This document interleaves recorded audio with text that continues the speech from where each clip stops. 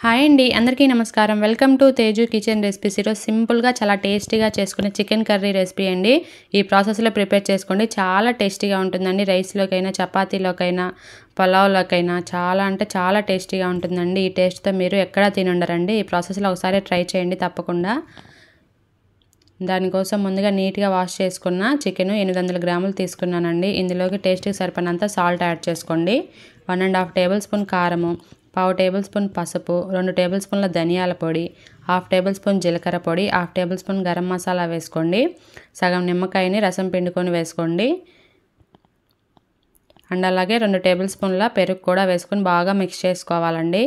ఇందులోకి 2 టేబుల్ స్పూన్ల ఆయిల్ కానీ లేదంటే మీ దగ్గర ఉంటే నెయ్యి అయినా వేసుకోవచ్చండి.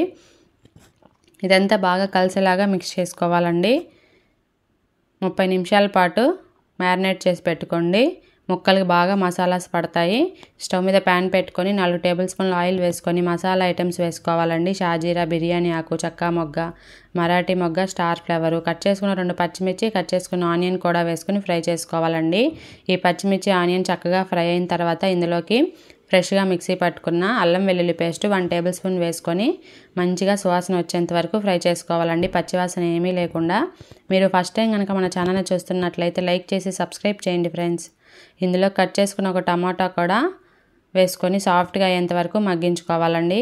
ఇందులోకి మ్యారినేట్ చేసి పెట్టుకున్న చికెన్ని కూడా వేసుకొని బాగా మిక్స్ చేసుకోవాలి.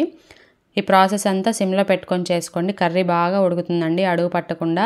హై ఫ్లేమ్లో పెట్టామంటే మనం మసాలాసు కారం వేసాం కాబట్టి అడుగు పట్టే ఛాన్స్ ఉంటుంది. స్టవ్ సిమ్లో పెట్టుకొని మూత పెట్టుకొని ఒక 6-7 నిమిషాల పాటు చక్కగా ఉడికించుకోండి. ఈలోపు చిన్న మిక్సీ జార్లోకి 2 టేబుల్ స్పూన్ల ఎండు కొబ్బరి పొడి, 4 జీడిపప్పు పలుకులు కూడా వేసుకొని వాటర్ వేసుకొని థిక్ పేస్ట్ లాగా మిక్సీ పట్టి పెట్టుకోండి. మనకి చూడండి కర్రీ కూడా ఉడికిపోయిందండి. ఈలోపు ఇదంతా ఉడికిన తర్వాత ఒకసారి మిక్స్ చేసుకొని మనం ముందుగా మిక్సీ పట్టుకున్నాం కదా కొబ్బరి జీడిపప్పు పేస్ట్, ఇది వేసుకోండి. చాలా టేస్టీగా ఉంటుందండి. మనకి కర్రీ టేస్ట్ అంతా ఈ పేస్ట్లోనే ఉంటుంది. ఈ పేస్ట్ తప్పనిసరిగా వేసుకోండి. చాలా అంటే చాలా టేస్టీగా ఉంటుందండి. మనకి వాటర్ కూడా అవసరం లేదండి. మనకి ముక్కల్లో నుంచి రిలీజ్ అయ్యే వాటరే సరిపోతుంది గ్రేవీ కన్సిస్టెన్సీ అనేది.